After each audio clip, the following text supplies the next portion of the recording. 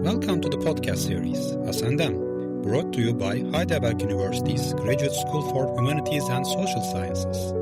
Tune in for thought-provoking interviews with experts in different fields, from the social sciences to the humanities, from law to economics. Hello and welcome to the HGGS podcast series, Andaman. Today, we are really glad to have Dr. Philipp Zehmisch from the Department of Anthropology at the South Asian Institute, Heidelberg University. Welcome, Professor. Thank you, Sinan, and thanks for the invitation. I'm really glad to be here and to talk with you about my research. Well, today we are going to talk about the topic of ambivalent enmity in bordering processes, and also we'll be focusing on one of the hardest borders to cross, namely the border between Pakistan and India. But first, I'd like to start, Dr. Zehmisch, with asking you about your academic background. So what is your academic background and how did you come up with examining this ambivalent enmity in bordering processes? I studied anthropology, economic geography, and social psychology in Munich, at LMU Munich. And I had, before studying anthropology, I had already gone traveling in India, and I came, among others, to the Andaman Islands, which were at that point very remote group of islands, far in the Indian Ocean. And also that was a time before internet and mobile phones and cars and sort of also modernity in the sense that set in later. On modernity, I mean a specific modernity that came along across the islands in 2005, 4 and 5, when the tsunami happened. So I had come to the Andamans before and then developed the idea while studying anthropology to write my master thesis on the topic. And I then already conducted fieldwork for my master thesis 3 months in the Andaman Islands in 2006. And that is when the islands had already undergone a significant change due to post-tsunami development. It's actually a tsunami of 8 that came along. And this developed then slowly in a doctoral thesis. I had an intermezzo in which I was working and teaching at Bielefeld University in sociology, but eventually I returned to Munich and had a stipend and later on a DFG project position along with my supervisor, Frank Heidemann. And this was very fruitful collaboration and interaction and also supervision of my project. And that led me to conduct fieldwork in, let's say, on long run in the Andaman Islands between 2006 and 16 for around 24 months for 2 years. And that led also then to a long-standing academic interaction with India, with the Andaman Islands, with the diverse communities living there. And this also was molded into a book, into my monograph called Mini India, The Politics of Migration and Subalternity in the Andaman Islands, where I highlighted questions of subalternity and used the subaltern studies framework to apply to this group of islands that was in fact settled with convicts, with Dalits, with Adivasis and many low caste and other groups, also with government servants from all parts of South Asia. That gave it the nomenclature Mini India. And in all this interactions with the islands, it was also very clear that this is a sort of border region of India, far out in the Indian Ocean, very close to Southeast Asia and also the Strait of Malacca. Right now, there's a project in the Nicobars. The Andamans and Nicobars are one union territory called the Great Nicobar Project. And this is a project of a container transshipment port of a new city for 350,000 people, of an airport, and this all on a primary tropical island with hunter-gatherers in them, and the Nicobaris, another indigenous group living there along with settlers. And all this can be understood as a contemporary form of settler colonialism. And this engagement also led me to, I re-engaged now with the Andamans and Nicobars through looking at that project through the lens of settler colonialism. And settler colonialism is also a binding framework, theoretically, to understand the Andamans and also the Indian border-making processes out there in the ocean. Because border is not only about security, it's also usually about interaction. It's about transgression and both militarization and transgression. So it's also can be very easily covered in the framework of us and them. And here the Andamans and Nicobar is a very dynamic settler colony, culturally very dynamic, culturally creolized, hybridized. And from this investigation of a sort of outpost of India, I got to reflect a lot about the making of the Indian nation state and the concept of India that is sort of imposed in this outpost. And this made me also acutely aware about what it means to live in such a marginal place and how the marginal place is actually there to establish the center. So I took this interest of India and the question of investigating the center from the margin. I took this question further when I started to engage with Pakistan. My engagement with Pakistan was really also a long-standing interest in the partition and a long-standing interest in what the partition of India did and does to people in the here and now. This also, it's a historical question that sort of is interwoven with the present and also with the future. So the past, present, and future are actually themes that for me make a progressive anthropology, and my anthropological understanding is very much a historical one as well. So, but not to look necessarily only at the past, but to look how the past intersects with the present. So here this interest in partition was also an interest in what does the biggest mass migration of the 20th century, one of the largest sort of slaughters, ethnic strife, and also genocide, one could say, between different groups make. What did it make to compose a nation state like Pakistan out of a vague idea that Islam would provide a nation and that a nation can be built on religion and the basic idea of a religious community? And this idea of religion or of Islam as a binding force for Pakistan has been at many points really complicated the issue, because ulamas within Pakistan have never managed to agree what Islam is. And actually a lot of the internal fights, also the internal boundaries within Pakistan, are actually about how Islam could be understood and who actually understands it better and who doesn't. So this question is a never-ending question that leads to a lot of conflict, and this is a sort of internal boundary-making process. So I started to get interested in this border-making and borders, frontiers and boundaries. This is also the title of my habilitation project, Drawing the Line, Borders, Frontiers and Boundaries in Post-Colonial South Asia. So how are borders made? But are also boundaries drawn, and where are also the sort of borders in between? What is the dialectic between majority and minority within a nation state? And how can one think the nation state from the margin, also from the borderland? What does the border say about the center? How much value or how much depth does a nation state have in its borderlands? And here I could sort of, let's say, extend my gaze on India from a doctoral project into a gaze on South Asia and a postdoctoral project. And here I have been from the very beginning trying to look at these borders also from both sides of the border. That means like from the Indian and Pakistani perspective. And I, to some extent, even looked at the Bangladeshi perspective, because in the Andamans there have been Bengali Hindu refugees settled. So that also mattered, but later on I focused rather on the current border between what is called India and Pakistan, and not Bangladesh, which was earlier also Pakistan and became independent. So, but this led to a long-lasting engagement with partition and with the consequences of partition for the internal and external composition of the societies and of the state within these societies. And here I came to do long-standing fieldwork, especially in Pakistan, postdoctoral fieldwork.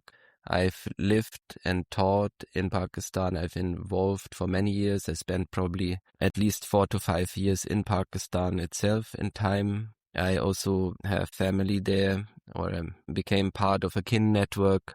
So it was a long-standing engagement, but my gaze was also always at India, and I've also done some postdoctoral fieldwork in India. So, and I think this makes also my work quite unique in the anthropological field, because there's hardly anyone I know who has been spending a lot of time in the field and in research on both sides of the border. So I think my specific quality is actually to look at these border making or bordering processes from both sides of the border and to carve out as part of this postdoctoral and also habilitation project the dynamics of what you call us and them, that this is actually at the center. Mm-hmm.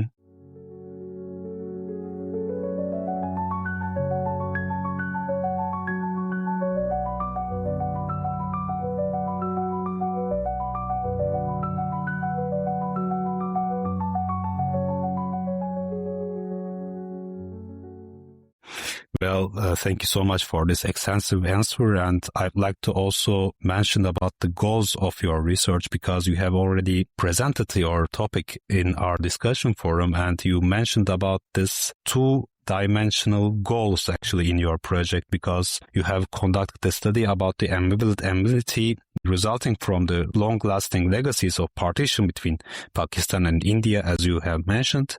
And you used this inwards, as you explained it, towards their own nation-state policy and across approach, implying an orientation across national as well as internal borders. So would you like to elaborate on this approach in terms of the goals of your research? Yes. So if we look at the state, and this is what anthropology of the state, among others, does, the state in a very simple framework, of course, looks at its internal composition and looks at its relation to outwards. And this can be even taken with the metaphor of the body. So we have like sort of our internal working, but we also interact with others. So I don't want to suggest here that nation states are body, but the metaphor can for sure work to make it simple. And the inwards process is actually the relationship of the nation state with its own population. How is that structured? I have looked at this relationship in both India and Pakistan. And here one can say the relationship of the majority to the minorities through certain framework is then very much defining also, especially in post-colonial nation states also, there's unequal distributions of power, wealth, and other resources. And there's an unequal access to the state. And these are mechanisms then also that are important to analyze to see how, for example, minorities are placed in relation. And this is the inwards, let's say, gaze. And the inwards gaze is also linked not only to a majoritarianism, minoritarianism dynamic, but it's also linked to really look at how does the polity work, how does the state work, how do people feel represented? What is their relationship to the state? And I've looked at that from various dimensions. I've looked at it in Pakistan from the perspective of progressive activists who work on a leftist activist. I've looked at environmental activism as well, activists against land grabbing. And I've also looked at it from the perspective of minorities, for example, Hindus in Cholistan. So this is one of the larger topics. And I've looked in India also in various dimensions at these relations between the state and the population. So the inwards gaze is sort of ordered and or can be explored, and it's at the same time always interdependent with what is actually across, what is the relationship across border. And here's this framework that has been also used in Heidelberg of the ambivalent enmity. That's on the one hand, one has an enemy, and that's in the case of India and Pakistan, this enmity is quite strong and quite pronounced as a result of partition. But there is also a certain ambivalence in it. Ambivalence in the sense that the enmity is something that's propagated at the state level, but actually there's a lot of actors who want to break it. And it would even in economic sense, for example, be useful to break that enmity, and it would also be in a cultural collaboration and a sense of longing. So the cross movement, the across is the relationship between India and Pakistan that's really ambiguous, because there's a strong nationalist urge to reify the other as a threat, and it's needed for the making of the own nation to create coherence against the common enemy.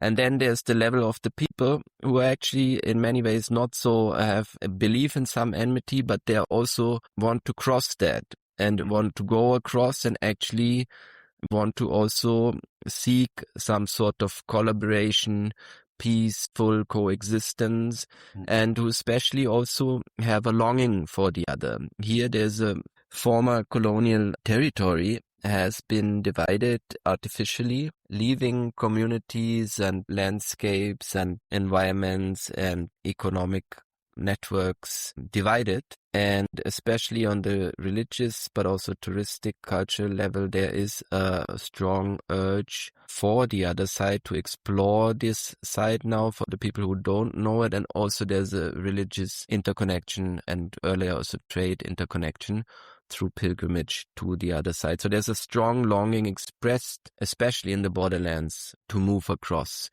and to sort of also break down this enmity, or at least ease the enmity and have a peaceful coexistence.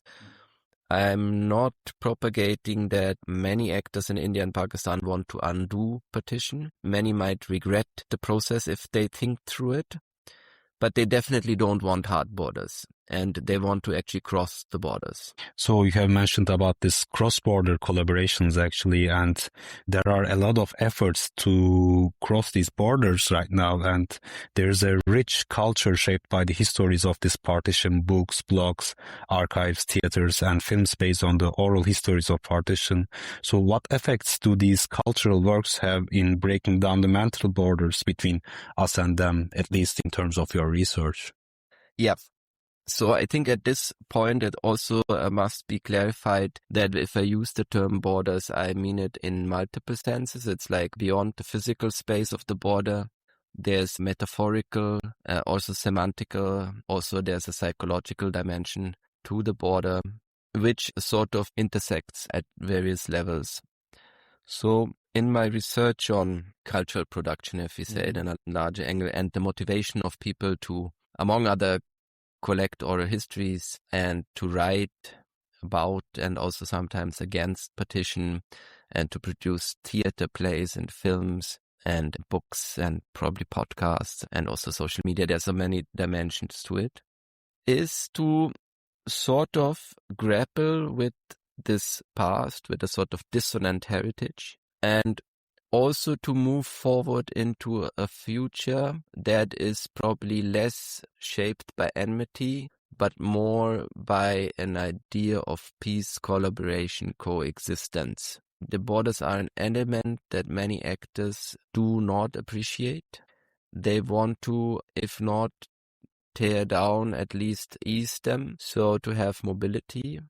And this is not, again, because they doubt, many actors do not doubt the existence of the nation state. So that's an entity, that's a fact. But they would like to actually have a more human form of interaction with each other.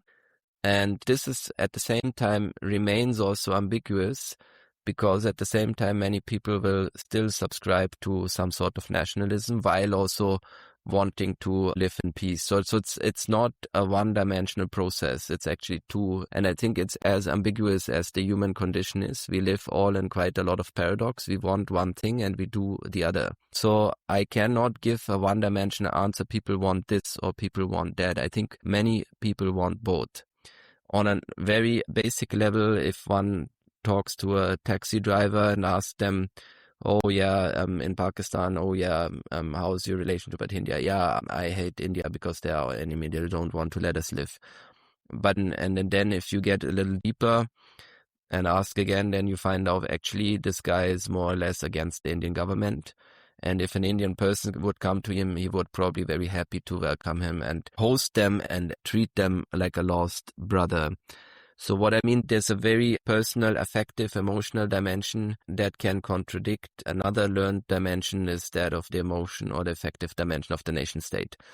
I think affects and emotion are here very central, and the way they are sort of seep into the psychology of the people. And I am trying to explore that in a larger habilitation project, focusing on the effects of border making and bordering.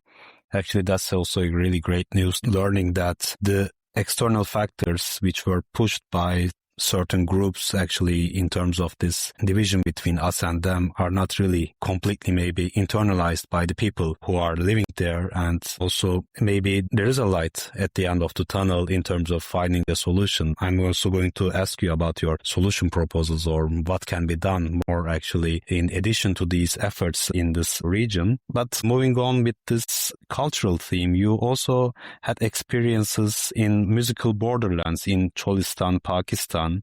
And I'm going to apologize for my pronunciation of these words, and maybe Professor can also help me with the pronunciation. And you also had experiences near Jodhpur, musical practice among the Megwai, and also Fakirabadat, as you call it, the invention of a musical tradition. So there's a really rich musical culture there, maybe that can also bind people across the borders, both literally and also metaphorically. So how does culture and specifically music play a role in this borderland area in terms of binding people? Yeah, so in this larger project, Drawing the Line, Borders, Frontiers and Boundaries, the idea of the musical borderland that was formulated earlier by Shalini Ayagiri is a framework that actually shows how sort of cross-border ethics work on the ground, how people are living in borderlands on the one hand in relation to the nation state and on the one hand in relation across borders. And what I mean is, to explain the context, Rajasthan in India and Cholistan in Pakistan are two bordering regions that are interrelated, and I've done fieldwork in both parts, in India and in Pakistan, in separate periods, of course, because it's difficult this border is impenetrable. At least, for most people. So you can't cross it. It's a very hard border. But on both sides of the border, I've done fieldwork with minority communities, with Hindus in Pakistan and with Muslims in India. But these labels, Muslim and Hindu, are rather assigned from the nation state, because both communities in their practice are actually hybrid. In their religious and cultural practice are hybrid in the sense of taking up elements from different religion and hybridizing, creolizing them in their own practice. So I would also even go with Marshall Sahlins to call these both cultures also immanentist. So they adhere to principles of Sufism, where one believes in Wahadat al-Wujud. This means the doctrine of unity, of oneness of the world, where the divine and the humans are not separate but inhabiting the same zone. And this is an immanentist thought, is something that you find across South Asia. And this is not particular to this region. Because they're borderlands, these practices have remained because they're in the margins of the state.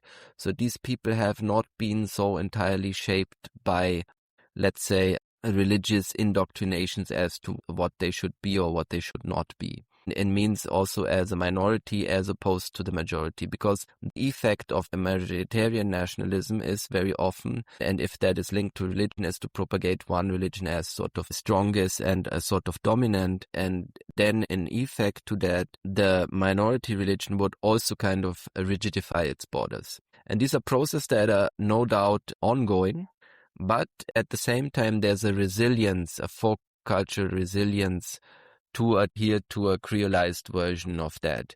So what you find here is these people are also largely called Kabir Pant or Sufi Pant. Kabir was a sage that actually transgressed the boundaries between these different religions in South Asia, and also very closely related to Sikhism and Guru Nanak, the founder of Sikhism. And Sikhism was also an idea to cross the boundaries between these different religions.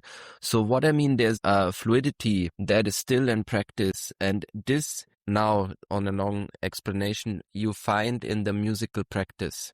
There's a lot of songs that actually adhere to this idea of oneness, and they privilege love and compassion and love for the world and also the divine over, let's say, also over enmity, but also over doctrine. So these movements are also need to be located in a lower caste setting in South Asia, and also a contestation of Brahmanical and, let's say, ulama or doctrinal knowledge in both religions. So they orient towards Sufism, but they also orient towards certain aspects of Bhakti tradition and Hindu traditions. And it's at the same time a sort of contestation also of the authority of those who sort of govern them. So in the end, what you find also is a spirit of self-governance. And this is also very particular for the borderland. The borderland is also the space in the margins that might be dominated with brute force, but it's also a space in which, let's say, alternative, if not to say sometimes self-governing forms emerge in these margins. I understand. And you also mentioned about this religion and how also can divide, but on the other hand, maybe bridges the different communities actually in terms of its different interpretations. But one other factor maybe that also play a role in terms of this division is the social classes, because you also worked in a region where social classes are visible and they also can play a role in terms of dividing the society. So how would you elaborate on the role of social classes in this division? In South Asia, class is very often connected to caste. So there's an intersection. In my case, when you speak of low castes, it also very often means low classes in the sense of having less access to the means of social mobility. I've also conceptualized that in my monograph as subalternity, so most of them are actually subalterns. Subalternity in that sense means not to expect to have access to the means of social mobility. Aspiring them is there, but in most cases it doesn't happen. So you know that someone else will always be sort of dominant and hold the power. And then it's a very also, I think, a human urge is to create your own spaces. And that's actually what I found also. I found, especially in Cholistan, I found a complete independent, autonomous scene of Hindus in these borderlands that is totally unrelated to what the state does and what also the neighboring Muslim communities do. So they have their own life world, and was very fascinating to come in this very sort of almost intimate spaces. And I found very similar things also in the Andaman Islands in India. Of course, each region has its own particularities and landscapes and whatnot, but I found these other subalternity lands, if one may use this term, I found them also in the Rajasthan-Cholistan borderlands. So there's inequality implied in the whole way the setup of the state is made, and the access to the state gives one also access to capital and the market.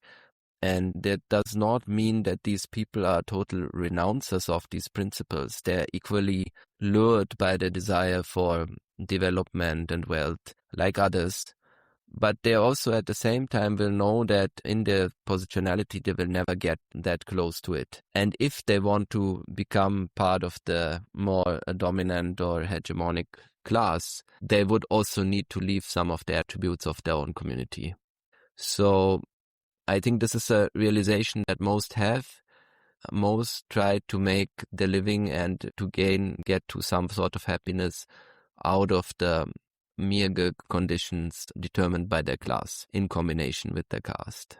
Well, I have nothing to say here, actually. It's also a tragic story because you have to also give up your sub-properties that makes you as one to realize yourself actually in the society. And I think that's a really challenging situation, but there's always a solution. There's always a light at the end of the tunnel maybe. And you have mentioned in your research about a move towards cross-border ethics. So what should we understand from the cross-border ethics actually? Yes, thanks for that question. So cross-border ethics, I've understood this ethical orientation across the border. And both, I mean both inwards and across, as I said before. It goes inwards the country, across, let's say, the boundaries one has with other communities. If you understand from a Hindu perspective that you sort of othered within Pakistan or as a Muslim in India, then is of course towards a collaboration with others and to a peaceful interaction. And there's a reservoir or a resilience in folk culture that is in that case offered by Sufism, is already an integration that has happened long ago into the local setup, and that you also find the people have their sort of place in the margins and also in collaboration. Now that Sufism is of course also under threat from, let's say, religious reformers from the state in both India and Pakistan in different ways, of course, because the states are differently structured and have different ideological premises. And from within each religious community as well. So Sufism also takes a marginal form. But there's a sort of integration provided by this, I think, by a folk element in South Asia that must by default have been very present before partition.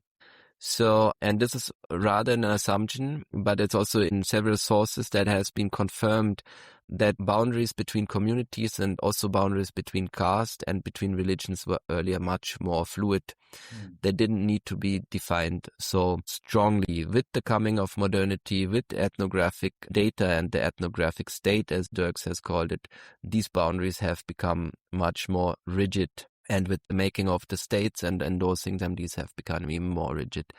So the first aspect, the inwards element, is something that I could very clearly see among these communities, this element of collaboration, of working together towards some sort of peaceful coexistence.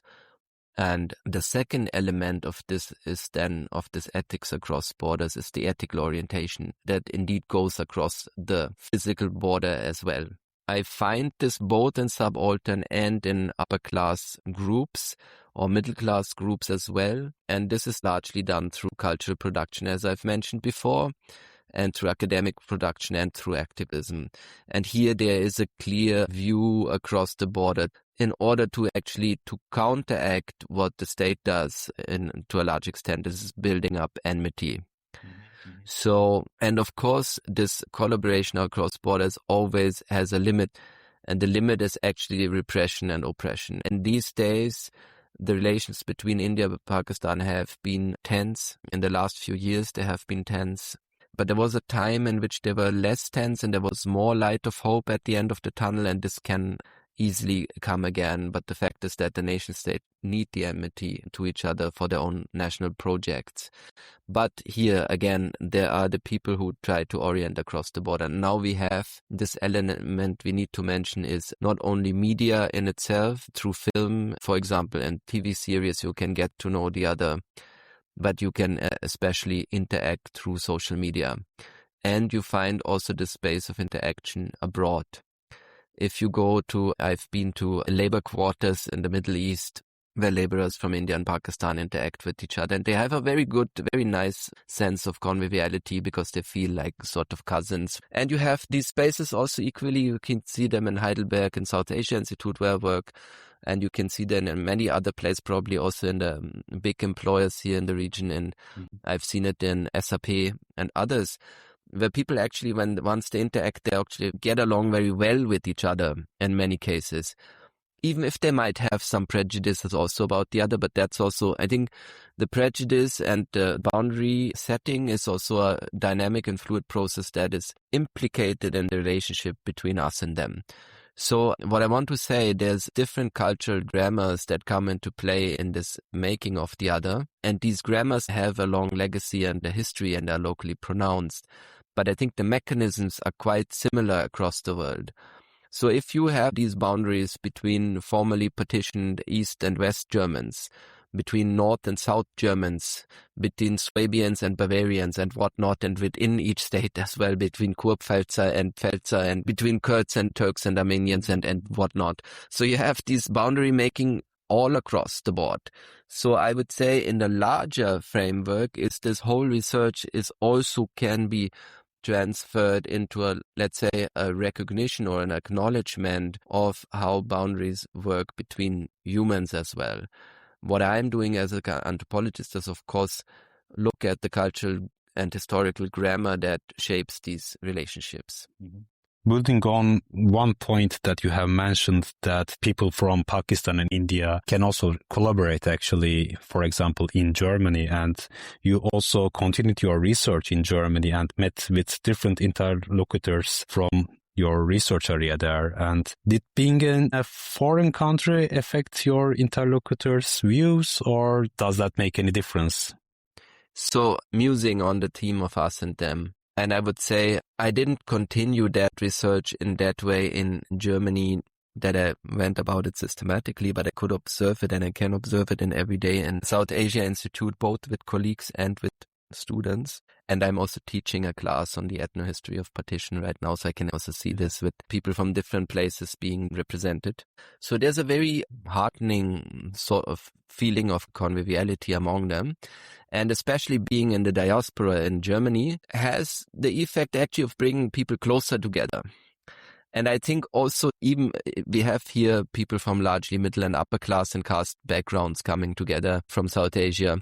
I've also been with people from lower classes. I've been in these labor quarters in Dubai, for example. We have a very similar effect. So the diaspora makes people to glue together. And this is actually very interesting. It returns also to my doctoral research on Andaman Islands, because that's actually what I felt was the effect of traveling to the islands, is actually then your differences in the distance and the diaspora, they become very minor. And on a tragic level, in the light of the discrimination in Germany, I had once an Indian saying, Indian man, because I'm wearing a beard, I was realizing suddenly I'm put into the Muslim fold. Means in the light of Islamophobia, he's been felt equally discriminated because he looks like a Muslim because he wears a beard or something and has a different skin color. So what these us and them process in Germany produce with them probably a closer sense of feeling belonging together. That's my take on that. But this can also be understood within nation states. So if people move somewhere together and they become neighbor and interact with each other, they can also become very closely aligned, even if they might have been before, let's say, been taught that they should not belong together. So, and here this idea of belonging and identity is a very tricky one, and it's like one needs to some extent also remain in the sphere of ambivalence and ambiguity, because it cannot be said it's a straightforward process, it's like this or that. It's in many cases both. It's us and them. It's not us or them in many cases. Yeah, I totally agree with this comment. And I found it a little bit funny that a beard can also make a great differences in terms of determining whether I belong to us or them, actually. Yeah, the beard, I think I would need to clarify. There's now many people, Germans also wearing beards, but I mean, people who look in that way. Because of course the Indian would have thought of himself as very different as an Indian Hindu than from let's say a Syrian or an Afghan. Yes. So this, for the untrained eye of the maybe German observer, he might all put them in one fold. So here, the distance to knowledge, cultural knowledge in detail, aids to this effect of creating a them. Yes. And in our former part, I'd like to ask about the methodology that you use in your research. And you used ethno-historiography in the field of anthropology as the methodology in your research. So for the listeners who are not really familiar with this methodological approach, what are the core features of ethno-historiography methodology in the field of anthropology? It's easy to explain that with Bernard Cohn, an anthropologist and historian who worked in the 1980s, and he wrote Anthropologists Work in Space and Historians Work in Time.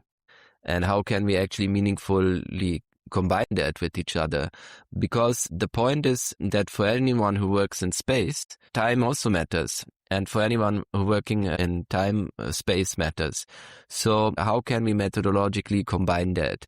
And especially for the anthropologist who talks to or lives with people in the here and now, the stories that people tell about themselves will always be about the past. And it will also be about the present and future. So that's interwoven, as I said, these different levels of temporalities in a continuum that needs to be researched together. And for historians, There's, of course, the historian who works in the archives and goes into deeper, let's say, time perspective and is oriented on facticity. So this is a little different from the historian who works on memory and who is working with people who are actually alive. And this needs to be distinguished. And I think at that point, history and anthropology overlap very much, especially the historians who work on oral histories.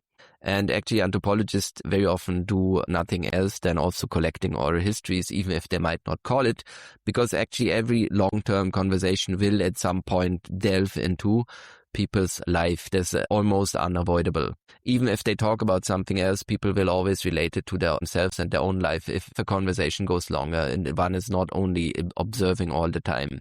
But I would say any sort of in-depth investigation of a topic will have a temporal dimension, even if one doesn't research on people but research on the environment or on animals or other things or germs that are done in anthropology. It's still a human narrative, and the human will at some point always start to talk about themselves and how they're involved in it. So I think the human can't be written out of the anthropology, like some modern sort of contemporary approaches, almost like demanding or suggesting. It's not entirely possible. And hence, I think there's always a biographical oral history dimension to it, even if one may not cast it as I'm doing an oral history or it's not a conscious attempt. One will almost always interweave historical and memory data in an ethnographic account. So hence the term ethno-historiography. One can also call it anthro-history. There's different terms. I think the ethno I take from ethnography, and the historiography, so ethno-historiographic approach can be one that is useful. And I want to also clearly distinguish that one can garnish that also with, in theory, also as an anthropologist, with archival work. But of course, one has also limited capacities. I've done that once in Andaman Islands. I've reconstructed the migration history of the Ranchis, Chotanagpuri Adivasis to the Andaman Islands by looking at archives and by looking at oral histories from institutions, but also by people themselves. But yes, of course, the oral histories can only be done if people are alive. It has a sort of limited longue durée. Of course, I will never say that a historian who works on medieval history can do that. So those who are interested in more contemporary events, I think there's a very large overlap. Sure. And one of the goals of using this methodology is to capture the ethnographic present, I guess, and oral histories maybe play an important role in understanding this ethnographic present. And how would you elaborate on that? How do oral histories contribute to the identity of communities along the border? I think it's a very simple and straightforward thing. People tell their stories. These stories are related not only to themselves and their own life history, but they also always interweave larger events. So the people can only nowadays look at themselves in the light of some sort of external entity, of a statehood that sort of shaped their lives. If a pastoral nomad's mobility is inhibited by a border, of course, this border is taken into account. But that border and the state might have a very different numinous quality, very different than to us both when we are sitting here. So they might feel much more ideas about what this state is. This is, by the way, also the numinous quality of the state is something that leads to conspiracy theories, among others, because there's a lack of clarity about what that state is and how it acts. And also, especially the Pakistani states also likes to, acts with a lot of sort of secrecy, you can say, and false propaganda mechanisms, disinformation, that it's not very clearly discernible what is it that state right now wants. And it rather leads on the eyes of the beholder, of the observer, to sort of construct their own narrative out of it. So I would say Pakistan is, for example, a place with a multitude of conspiracies and where you're not sure what is actually the reality. And I'm quite sure that even at the higher levels, that no one really understands actually what is totally going on. There's hardly anyone, even on the higher echelons, who can give a total linear narrative of what Pakistan is and what the logics of the deep state especially is. The deep state, I mean the establishment, the military elites, and others that are aligned to it. So I think it's always an assemblage, and it's not even a clear outcome with one direction. But of course, people in their narrative, everyday narrative, will try to create or construct the state as a monolithic entity.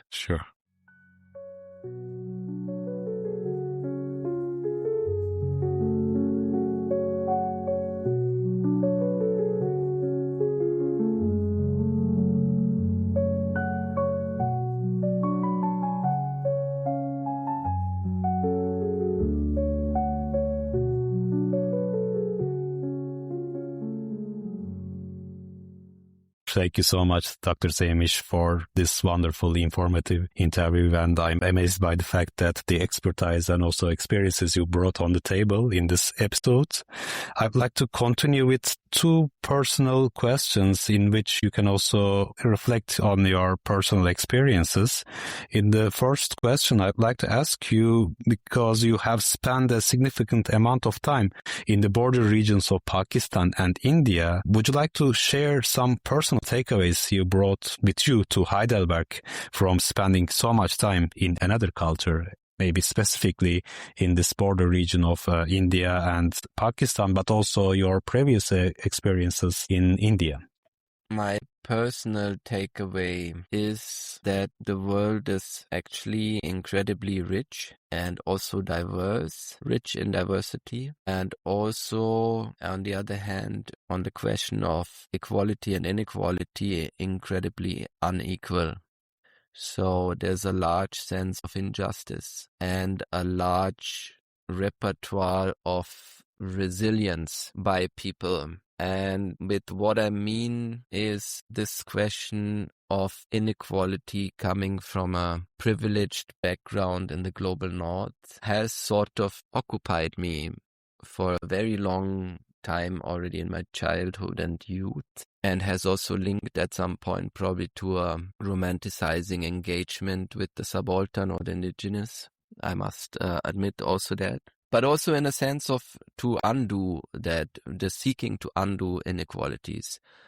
But what I've learned over the long run is that many of these prescribed remedies how to solve the inequality inappropriate because they're either not implemented in good spirit or their design has been not adequately be conceived. And I believe that an ethno-historiographical or an anthropological count or knowledge can contribute to a better understanding. And in many ways, I think we are still sort of in the beginning to understand how different processes coalesce or interact on a larger extent. And that's why research is also important. But it's also important to link these ideas to each other across disciplines.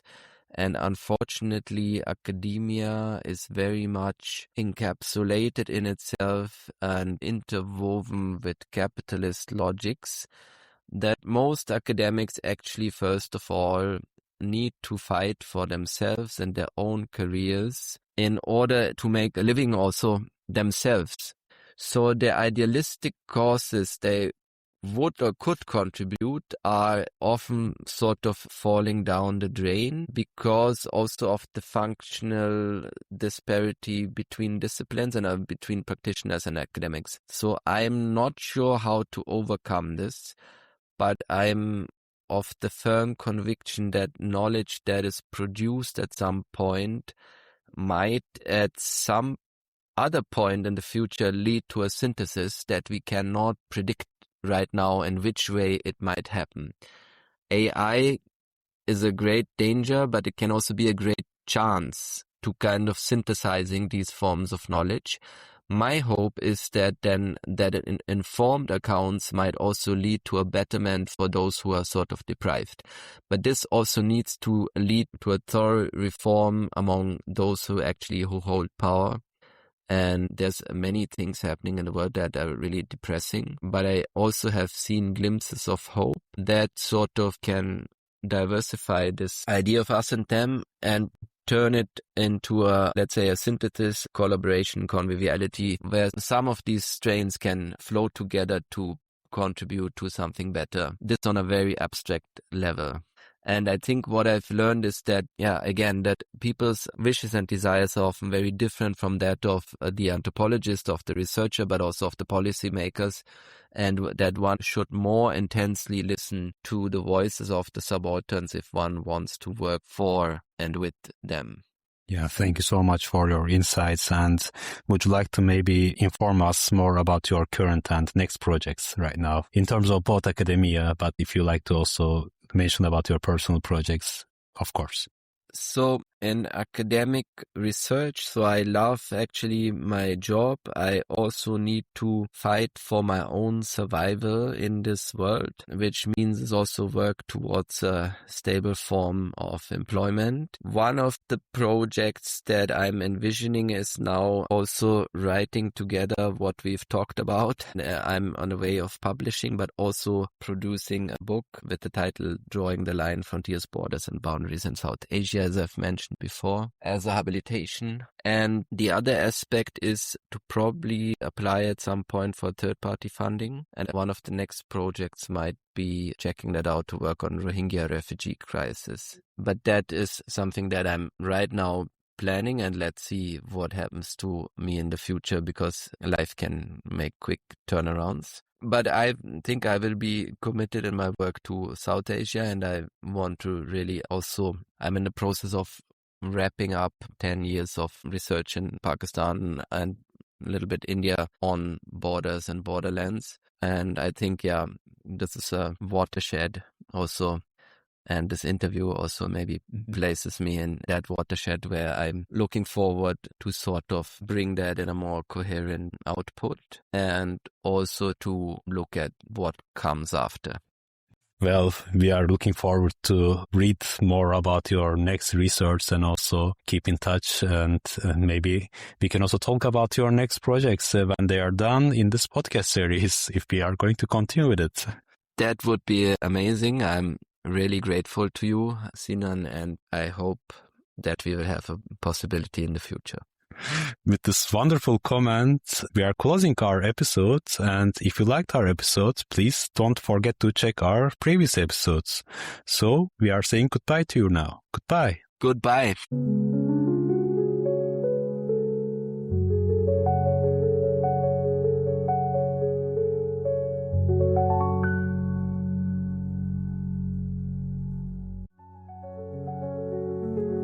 Thank you for listening to the HGGS podcast series, Ascendem. In this series, we bring you conversations with experts from a wide range of disciplines, from the social sciences to the humanities, from law to economics. If you enjoyed our podcast, we invite you to explore our previous episodes and subscribe to our channel so you never miss a new episode. Stay tuned for more insightful interviews coming soon.